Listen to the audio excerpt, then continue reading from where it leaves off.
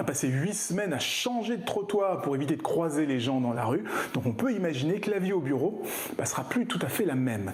Les entreprises vont être obligées de réaménager les espaces de travail pour qu'on puisse conserver cette fameuse distanciation sociale et garantir la sécurité sanitaire.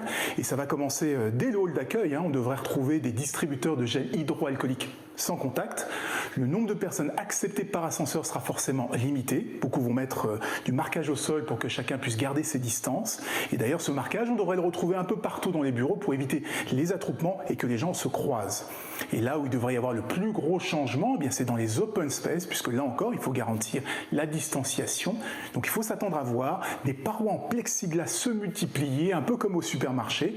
L'objectif étant de séparer un peu plus les bureaux et d'éloigner au maximum les collègues les uns les autres. On pourrait même en retrouver dans les cantines, comme c'est déjà le cas dans plusieurs pays asiatiques. Alors ça, c'était pour les bureaux traditionnels, mais il y a aussi tous ceux qui travaillent dans les chantiers, les usines, les entrepôts. Eux aussi ont besoin de respecter les gestes barrières. Et bien pour les aider, on a mis au point des bracelets de distanciation.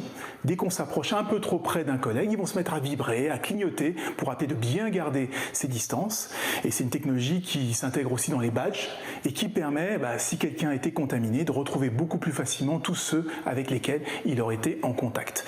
Mais évidemment, pour que ce soit efficace, il faut équiper tout le monde, ce qui revient très cher. Alors beaucoup d'entreprises vont aussi miser sur la prévention, par exemple en prenant la température du personnel. Et pour pouvoir le faire très rapidement, des ingénieurs chinois ont mis au point des lunettes électroniques capables de donner à distance la température de la personne qu'on regarde. Ça permet de contrôler plusieurs milliers de personnes à l'heure sans être obligé de les arrêter une par une ou d'avoir à s'approcher.